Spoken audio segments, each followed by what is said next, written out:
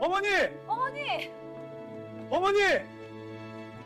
여러분, 오늘 제가 들려드릴 이야기는 또 처음엔 의심에서 시작됩니다. 그리고 그 의심은 분노로 번졌다가 마침내 눈물로 끝이 납니다. 이 이야기를 준비하면서 저도 몇 번이나 울었습니다. 끝까지 함께 해주시겠어요? 이야기 시작 전에 던 구독, 좋아요, 알림 설정 꼭 부탁드립니다. 돈이 사라지기 시작했다. 경기도 외곽의 작은 빌라 3층짜리 낡은 건물의 2층에 넛의 식구가 살고 있었습니다. 남편 김준수, 아내이자 며느리인 박소연, 그리고 함께 살게 된 지 넘 2년이 된 시어머니 또 오말순 여사. 오 여사는 올해 74살, 또 남편을 일찍 여의고 혼자 아들 준수를 키워낸 억척 같은 여인이었습니다. 준수가 결혼을 하면서 아파트를 얻어 분가하는가 싶었는데 시어머니가 갑자기 또 무릎 수술을 받게 되면서 혼자 두기가 어렵다는 판단에 소연이 먼저 나서서 함께 더 살자고 했습니다. 이 어머니 같이 사세요. 저희가 모실게요. 소연이 그 말을 한 걸 후회하게 된 건 불과 6개월 만이었습니다. 처음에는 아주 작은 이상함이었습니다. 소연은 살림을 꼼꼼하게 챙기는 편이었습니다. 가계부를 매달 써왔고 남편 월급이 들어오면 생활비, 식비, 공과금, 비상금까지 봉투에 나눠 넣는 습관이 있었지요. 그런데 어느 달부터인가 비상금 봉투가 자꾸 더 가벼워졌습니다.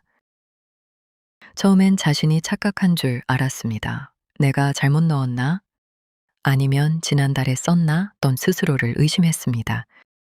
그래서 그 다음 달엔 더 꼼꼼하게 오빠 금액을 확인하고 넣었습니다. 5만 원짜리 5장, 25만 원을 넣고 구석에 놓아두었지요. 그런데 3주 후에 확인해 보니 15만 원밖에 남아있지 않았습니다. 10만 원이 사라진 것입니다. 이건 아니다. 내가 절대 쓰지 않았다. 소연의 심장이 쿵 더 내려앉았습니다. 두 번째 사건, 통장 잔액의 미스터리. 소연은 자신의 적금 통장 하나를 서랍 안쪽 깊이 넣어두고 있었습니다. 결혼 전부터 조금씩 모아온 돈, 또 그 비밀 비상금 같은 통장이었지요. 남편에게도 말하지 않은 통장이었습니다. 그 통장에 적혀 있던 잔액은 분명 340만 원이었는데 어느 날 확인해 보니 310만 원으로 줄어 있었습니다. 30만 원이 ATM에서 출금된 흔적이 있었습니다. 날짜는 소연이 친정 어머니 생신, 행사로 종일 집을 비운 날이었습니다. 소연은 손이 떨렸습니다. 이건 착각이 아니었습니다. 누군가 자신의 통장을, 그것도 남편도 모르는 비밀 통장에서 돈을 꺼내간 것이었습니다. 아내 사람은 셋뿐이었습니다. 남편 준수는 그날 출근했고 외출한 건 소연 자신이었습니다. 그러면 집에 남아있던 사람은 딱 한 명이었습니다. 설마 어머니가? 소연은 그 생각이 떠오르는 순간 스스로 놀랐습니다.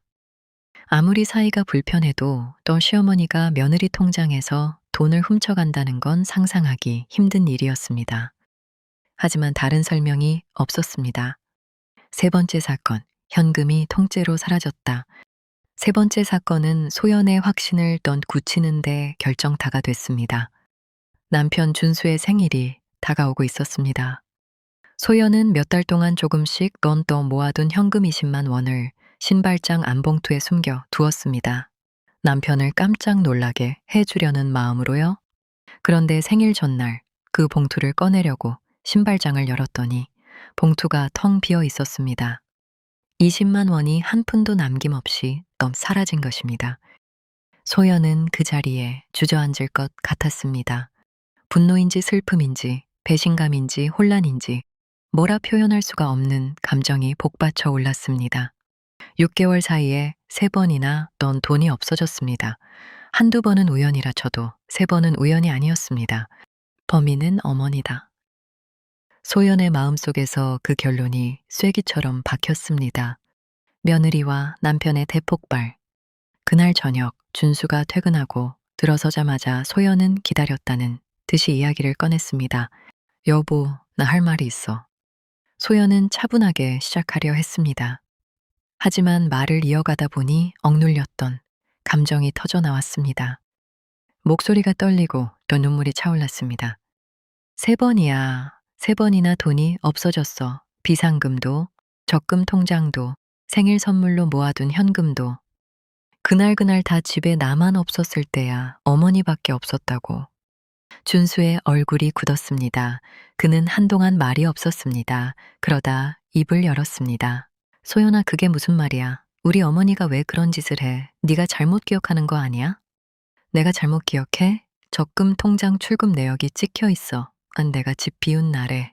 그게 어머니가 한 거라는 넌 증거는 없잖아. 그럼 누가 했어? 귀신이 했어? 두 사람의 목소리가 넌 점점 높아졌습니다. 준수는 어머니를 감싸려 했고, 소연은 사실을 인정받고 싶었습니다. 서로의 말이 점점 날카로워지며 결국 그 말이 나오고 말았습니다. 당신은 맨날 어머니 편이야. 내가 며느리로 이 집에서 어떻게 지내는지 알기나 해? 나도 억울해. 증거도 없이 어머니한테 그런 누명을 씌우면 어떡하냐고. 방문 하나를 사이에 두고 시어머니 오 여사는 그 싸움을 다 듣고 있었습니다. 벽은 얇았고 목소리는 컸고 내용은 분명했습니다. 자신이 도둑으로 몰리고 있다는 것을. 시어머니가 집을 나가려 했다.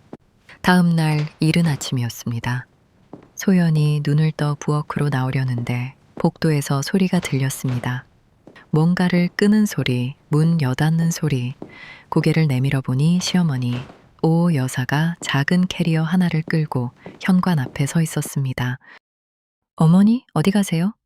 오 여사는 소연을 보더니 잠깐 멈췄습니다. 그리고 낮고 담담한 넌 목소리로 말했습니다. 내가 있으면 안 되겠다 싶어서. 무슨 말씀이세요, 갑자기? 어젯밤에 다 들었다. 내가 도둑이라고 하는 거. 오 여사의 목소리엔 억울함도 분노도 없었습니다. 다만 말할 수 없이 지쳐있는 넌 사람의 목소리였습니다. 소연은 할 말을 잃었습니다. 넌 막아야 하나 보내야 하나 복잡한 감정들이 엉켰습니다. 솔직히 말하면 마음 한켠엔 그냥 가시면 편하겠다는 생각이 없었다고 할 수 없었습니다. 그리고 그런 자신이 넌 너무 싫었습니다. 결국 준수가 나와서 어머니를 붙들었습니다. 어머니 가지 마세요. 소연이도 속상해서 한 말이에요. 아니다. 내가 가는 게 맞아. 신랑이 끝에 오 여사는 방으로 들어갔습니다. 캐리어는 방 한편에 그대로 놓였습니다. 아직 풀지 않은 채로. 그 모습이 소연의 눈에 박혔습니다. 짐을 쌌다가 다시 들어간 또 시어머니의 뒷모습이. 그리고 소연은 그날 밤 또 오래 고민하다가 결심을 했습니다. 확실히 알아야겠다. 진실이 뭔지. CCTV를 설치했다. 소연은 인터넷에서 작은 실내용 IP 카메라를 주문했습니다. 손가락 2마디 크기의 아주 작은 카메라였습니다. 배송은 이틀 만에 왔습니다. 소연은 시어머니가 낮잠을 자는 또 틈을 타 거실 한켠 책장 위에 또 카메라를 올려두었습니다. 책들 사이에 자연스럽게 끼워 넣어서 넌 겉으로 봐서는 잘 보이지 않게요. 앵글은 거실 전체와 시어머니 방문, 그리고 부엌 방향이 다 잡혔습니다. 설치를 마친 소연의 넌 마음은 복잡했습니다. 이게 맞는 걸까? 가족한테 몰래 카메라를 떴다는 게 옳은 일일까? 하지만 이대로는 안 됐습니다. 억울한 쪽이 어머니든 자신이든 전 진실은 밝혀야 했습니다. 만약 정말로 어머니가 돈을 가져간 게 아니라면 소연 스스로가 어머니에게 사과해야 했습니다. 그리고 만약 어머니가 가져간 게 맞다면 왜 그러셨는지 알고 싶었습니다. 소연은 스마트폰에 앱을 연결하고 실시간 영상이 잘 잡히는 넌 것을 확인했습니다. 녹화는 자동으로 저장되도록 넌 설정했습니다. 그리고 기다렸습니다. 그날 밤 충격적인 장면. 카메라를 설치한 지 나흘째 되던 날 밤이었습니다.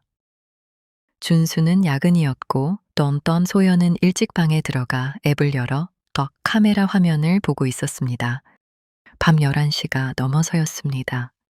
거실은 불이 꺼져 있었고 희미한 가로등 빛만 창문으로 들어오고 있었습니다. 그때였습니다. 시어머니 방문이 조용히 열렸습니다. 오 여사가 나왔습니다. 잠옷 차림이었는데 손에 무언가를 들고 있었습니다. 소연은 화면에 눈을 바짝 가져다 댔습니다. 오 여사는 거실을 가로질러 떡 소연의 방 쪽으로 걸어갔습니다. 그리고 소연의 방 문 앞에서 넌 멈춰 섰습니다. 뭘 하려는 거지? 소연의 심장이 쿵쾅거렸습니다. 오 여사는 한참을 그 자리에 서 있었습니다. 그리고 손에 들고 있던 것을 문 앞에 조심스럽게 내려놓았습니다. 뭔가 작은 봉투 같은 것이었습니다. 그리고 오 여사가 한 행동이 넌 소연을 완전히 얼어붙게 또 만들었습니다. 오 여사는 며느리 방문 앞에 무릎을 꿇었습니다. 74살의 노인이 전밤 11시에 넌 불도 없는 어두운 복도에서 넌 며느리 방문 앞에 두 무릎을 꿇고 앉았습니다. 그리고 두 손을 모아 방문을 향해 절을 했습니다. 소연은 화면을 보다가 손이 떨렸습니다. 뭔가 잘못 보는 건가 싶어 눈을 비볐습니다. 하지만 영상은 분명했습니다. 오 여사는 한 번, 두 번, 세 번 절을 하고 그 자리에서 한참을 고개를 숙이고 있었습니다. 소연은 눈물이 왈칵 쏟아지는 걸 느꼈습니다. 영문도 모르면서 설명도 듣지 못했는데 왜인지 그 장면이 더 너무 가슴을 찔렀습니다. 서럽고 미안하고 먹먹했습니다. 오 여사는 한참 후에 일어나 넌 다시 자신의 방으로 들어갔습니다. 시어머니의 숨겨진 사연. 다음 날 아침 소연은 용기를 내 시어머니 방을 두드렸습니다. 그리고 어젯밤 문 앞에 내려놓은 봉투를 들고 들어갔습니다. 어머니, 이게 뭐예요?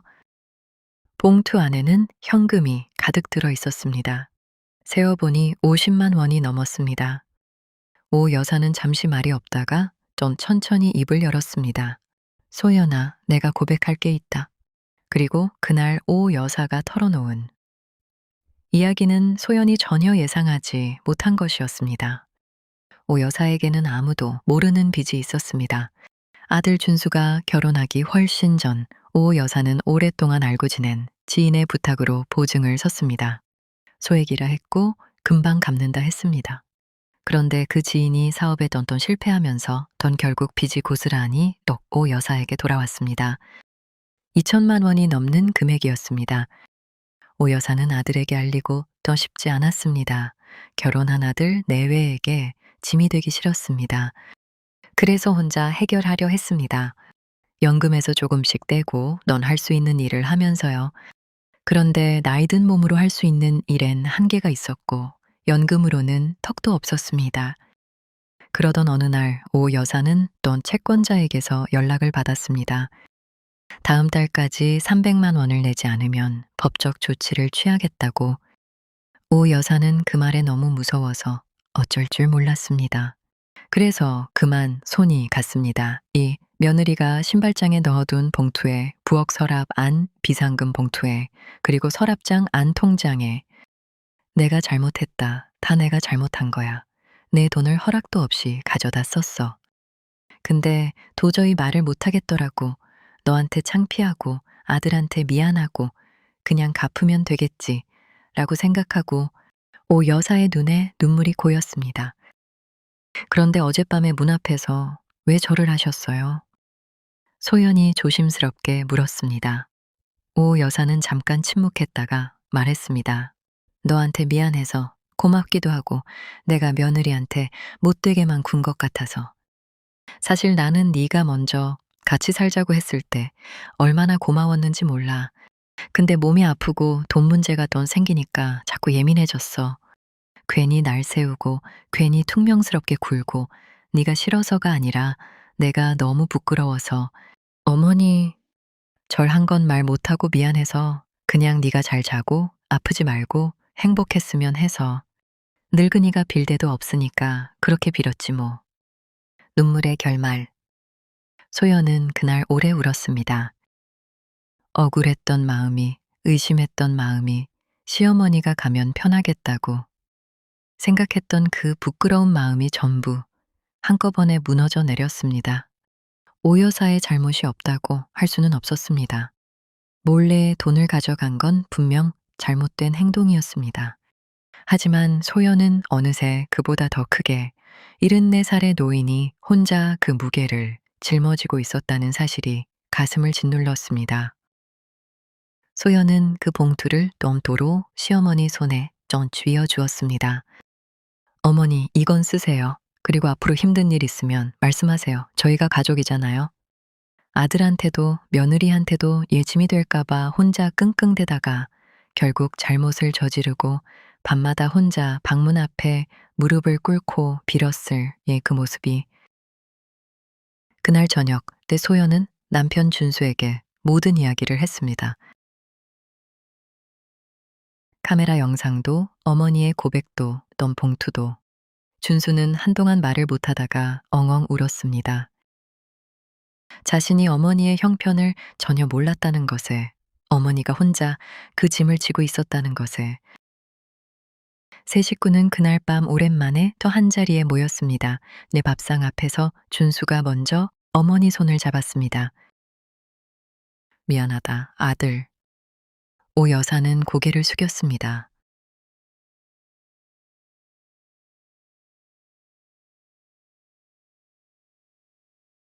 어머니, 왜 말 안 했어요? 저희가 있잖아요. 소연도 시어머니 옆으로 다가 앉았습니다.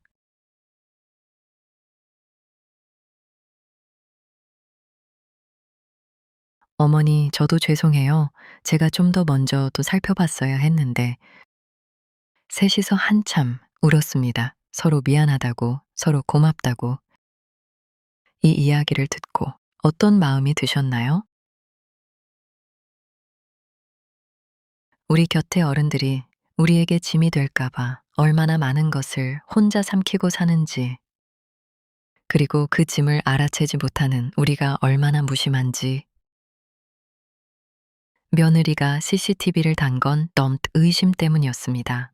하지만 그 카메라가 찍은 건 넌 의심의 증거가 아니라